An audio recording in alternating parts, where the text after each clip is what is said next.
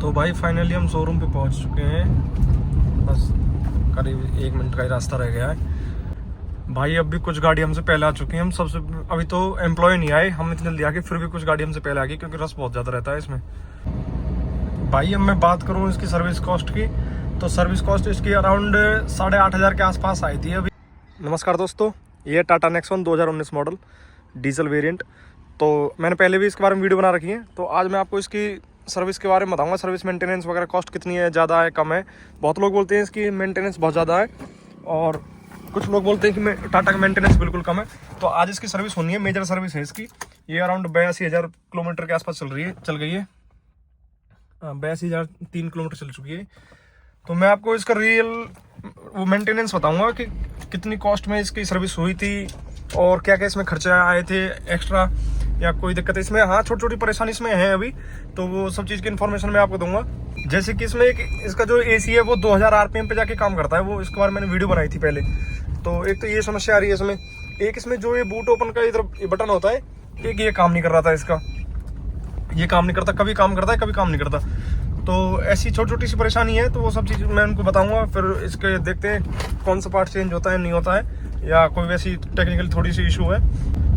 और ये major service है इसकी 82,000 किलोमीटर पे। टाटा की सबसे अच्छी बात ये है, इसकी सर्विस 15,000 किलोमीटर पे आती है, या तो 1 साल के पीरियड के अंदर, या फिर 15,000 किलोमीटर पे। इसका 2 पार्ट में सर्विस होती है, 7,500 फिर 7,500। तो 7,500 पे कराने की कोई जरूरत होती नहीं है। वो जनरल चेकअप वगैरह करते हैं बस नॉर्मली, कुछ ना तो कुछ चेंज करते हैं ना कुछ। बस थोड़ी अगर कोई कमी होती है तो वो आपको बता देते हैं, इन्फॉर्म कर देते हैं। बाकी जो मेन सर्विस होती है इसकी 15,000 किलोमीटर पे होती है। तो जैसे 82,000 किलोमीटर चल चुके हैं, इसकी सर्विस 85,000 रुपये होनी थी। तो मैं 1-2 हज़ार किलोमीटर पहले सर्विस करा लेता हूँ, क्योंकि इसमें कुछ छोटी छोटी कमी भी आ रही थी, तो वो भी दिखानी थी एजेंसी में। तो और सर्विस भी करा लेंगे इसी बहाने से। तो मैं इसका आपको रियल बताऊंगा कि मतलब इसका मेंटेनेंस हाई है या मतलब कम मेंटेनेंस है या अफोर्डेबल है। तो सब चीज़ बताऊंगा। बहुत लोगों को डर रहता है कि टाटा का मेंटेनेंस बहुत ज़्यादा है, अगर कोई पार्ट वगैरह चेंज होते हैं तो बहुत दिक्कत आती है। तो बहुत लोग इस डर की वजह से टाटा गाड़ी अफोर्ड करते नहीं है, वो मेंटेनेंस की डर की वजह से कि मेंटेनेंस ज़्यादा है, तो फिर वो मारुति गाड़ी की तरफ ऑप्शन लेते हैं। तो मैं आपको रियल बताऊंगा कि इसका कितने में सर्विस हो गई थी, और कोई पार्ट चेंज हुआ है तो उसका प्राइस क्या था, या सिर्फ सर्विस के प्राइस से ही काम चल गया था। तो मैं आपको सब चीज़ क्लियर बताऊंगा।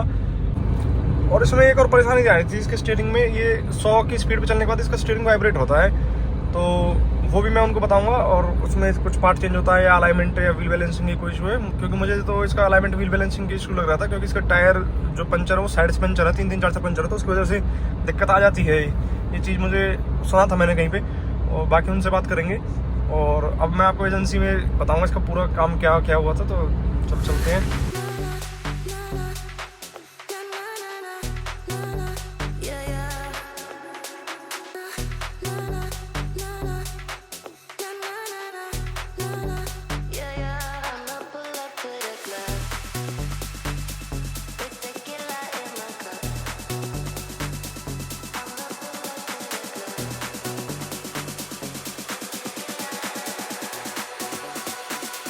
I'ma pull up to the club, with tequila in my cup, pour it till I've had enough, feel the empty in my heart. I'ma pull up to the club, with tequila in my cup, pour it till I've had enough, feel the empty in my... तो भाई finally हम showroom पे पहुंच चुके हैं।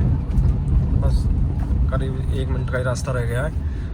तो हम सुबह सबसे पहले जल्दी आ गए मॉर्निंग में। तो देखते हैं हम कौन से नंबर पे हमारा नंबर लगता है सर्विस का, क्योंकि इस पर रश बहुत ज़्यादा रहता है शोरूम पे, एजेंसी पे। तो सबसे पहले आए हैं, अभी लेट हो गए, बस मॉर्निंग में जल्दी आए हैं।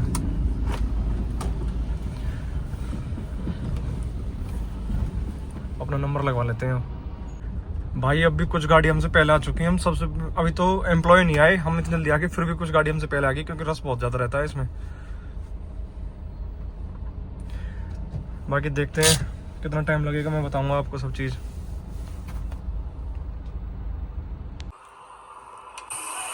भाई गाड़ी तो उन्होंने टाइम से लगा दी लिफ्ट पर। तो पहले मैं इनको भाई वॉशिंग करा देते, बोल रहे थे भाई वॉशिंग इसलिए नहीं करा रहे क्योंकि बाद में जब काम करते तो हाथ के ब्रेकलेस वगैरह वो इंजन ऑयल वगैरह लग जाता है इस पर। तो सबसे पहले भाई ने इसका टायर वगैरह खोलने का काम स्टार्ट किया था। बोल रहे ब्रेक्स वगैरह चेक करेंगे। भाई सबसे पहले ये कर लेते हैं, अगर आपको जरूरत होगी तो हम आपको रिकमेंडेशन कर देंगे, बता देंगे कि इसमें ज़रूरत है।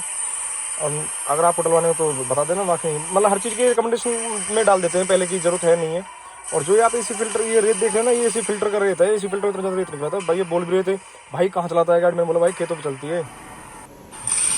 और फिर एसी वगैरह का इशू था तो वो भाई ने मशीन वगैरह से चेक किया, बोल रहे थे भाई इसमें ऑयल वगैरह मतलब जो गैस का ऑयल वगैरह होता है वो चेक कर लेते हैं। बीच में लाइट चली गई थी तो उसमें काफ़ी वजह लेट हो गए थे वहाँ से। और जैसे अब ये बटन का भी इशू बता रहा था मैं बूट स्पेस का, तो भाई ने इधर से पूरा पैनल खोल लिया था इसका।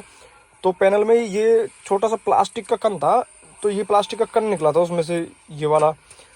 तो इस कन की वजह से वो बूट मतलब बटन कभी काम कर रहा था कभी काम नहीं कर रहा था, तो ये ठीक हो गया था। और अब टाइम से ही मतलब वॉशिंग वगैरह होने के बाद तो ये गाड़ी में अपना ये वैक्यूम वगैरह कर रहे थे अंदर से, तो हवा वगैरह मार रहे थे। बाकी मैंने इंजन वगैरह वॉश करा दिया था इसका, जैसे कंपनी वाले मना करते हैं, बाकी मैंने करा दिया था इसका।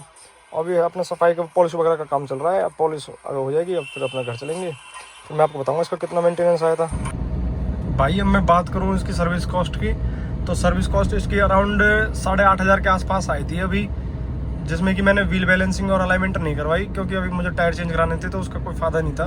अगर मैं वो भी अलाइनमेंट और बैलेंसिंग कराता तो करीब 10,000 के आसपास ये सर्विस कॉस्ट पहुंच जाती। तो मतलब जो इसकी एवरेज आती है, जो मैं हर साल जो सर्विस करा रहा हूँ, तो अराउंड मेजर सर्विस इसके 10,000 के कॉस्ट आसपास आती है। बाकी जो माइनर सर्विस होती है जिसमें ये फिल्टर वगैरह चेंज नहीं होते, वो अप्रॉक्स 6-7 हज़ार के आसपास रहती है। बाकी मैं बात करूँ सीधा मेंटेनेंस की, तो मेंटेनेंस मेरे हिसाब से ज़्यादा इसलिए नहीं है क्योंकि इसकी जो सर्विस होती है वो हर 15,000 किलोमीटर पे होती है। बाकी जैसे मोस्टली गाड़ियों में 10,000 पे होती है, तो इसकी 15,000 पे होती है। हाँ, बाकी एक बात है इसकी, अगर मतलब आपकी गाड़ी आउट ऑफ वारंटी होगी तो आउट ऑफ वारंटी होने के बाद अगर कोई पार्ट वगैरह चेंज करना पड़ गया तो पार्ट थोड़ा एवरेज मतलब कॉस्टली कह सकते हो, मतलब एवरेज है, ज़्यादा कम भी नहीं है और ज़्यादा कॉस्टली भी नहीं है, तो एवरेज है पार्ट वगैरह, ये ज़रूर है इसमें। बाकी आपको इन्फॉर्मेशन अगर अच्छी लगी हो तो लाइक और सब्सक्राइब ज़रूर कर देना। धन्यवाद।